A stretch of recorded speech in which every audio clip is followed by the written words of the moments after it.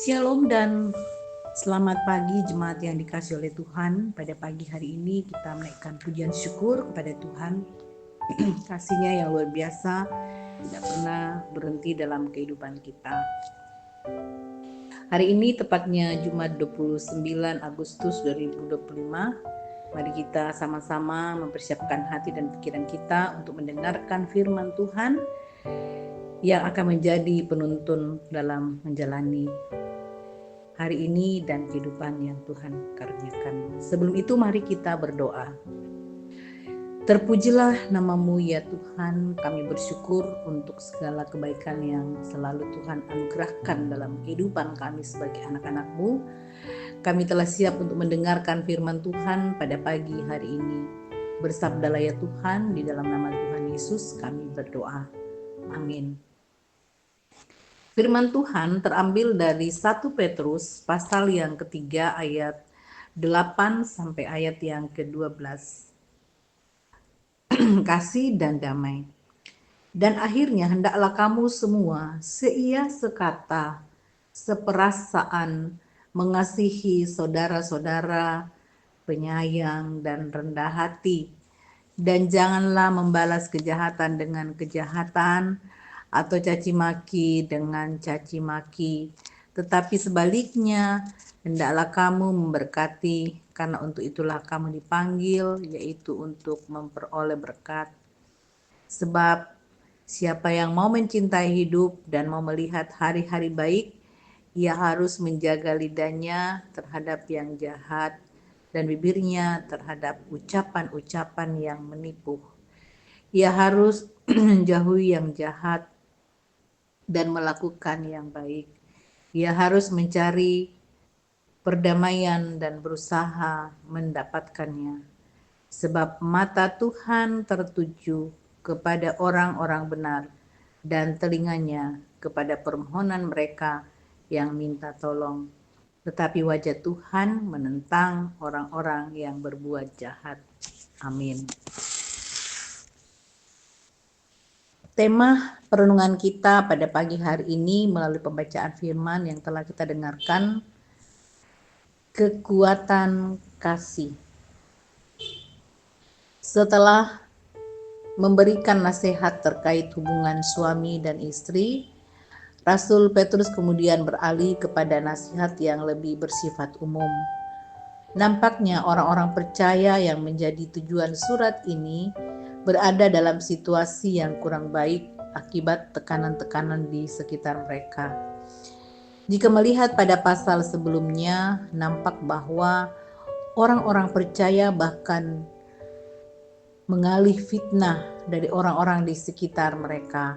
Karena itu Rasul Petrus mengingatkan mereka untuk terus bertahan dalam menghadapi semua fitnah dan berbagai tantangan lainnya.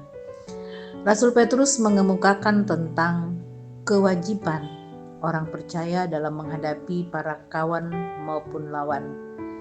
Menariknya, kewajiban terhadap kawan maupun lawan itu hanya satu, yakni rendah hati. Dalam bahasa Yunani, kata rendah hati, tapeinos, di mana kata ini menunjuk pada sikap menganggap orang lain lebih penting daripada diri sendiri. Sikap seperti inilah yang memungkinkan seseorang untuk mengasihi semua orang. Adapun dasar dari sikap ini merujuk kepada Yesus Kristus yang rela berkorban untuk semua orang tanpa membeda-bedakan.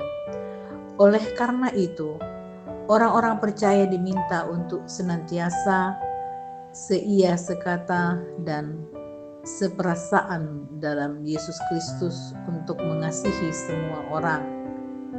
Senjata terbaik untuk menghadapi fitnah dan berbagai tekanan adalah kehidupan yang mengasihi tanpa memandang muka. Tindakan kasih menjadi tanda bahwa seseorang tersebut mencintai hidup. Kehidupan gereja dimulai dengan tindakan kasih yang nyata, karena kasihlah maka kehidupan baru dimungkinkan. Sebab oleh kasih jugalah manusia yang telah mati karena dosa mengalami kebangkitan. Barang siapa mencintai kasih berarti mencintai hidup. seseorang tidak bisa mengalami hidup yang sesungguhnya tanpa kasih. Terpujilah Kristus. Amin. Mari kita berdoa.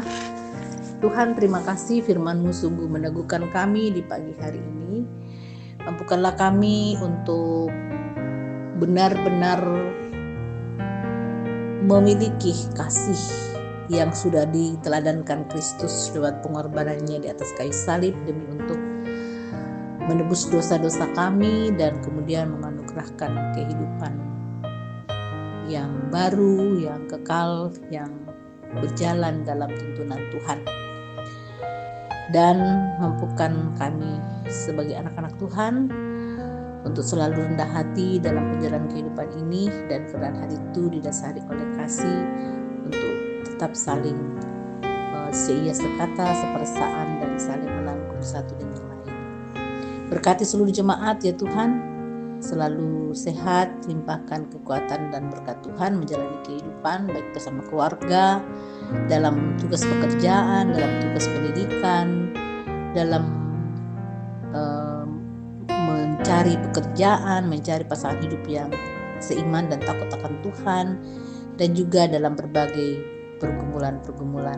Kami yakin dan percaya di dalam tuntunan dan persekutuan dengan Tuhan, mampukan seluruh jemaat menghadapi semua situasi kondisi yang dialami, baik itu menyenangkan maupun tidak menyenangkan, sebab Tuhan menjadi kekuatan dan penuntun dalam semua kondisi itu. Terima kasih ya Tuhan, dan doa dan pengharapan kami, dengarkanlah kami yang berdoa kepadamu, di dalam nama Tuhan Yesus kami berdoa. Amin.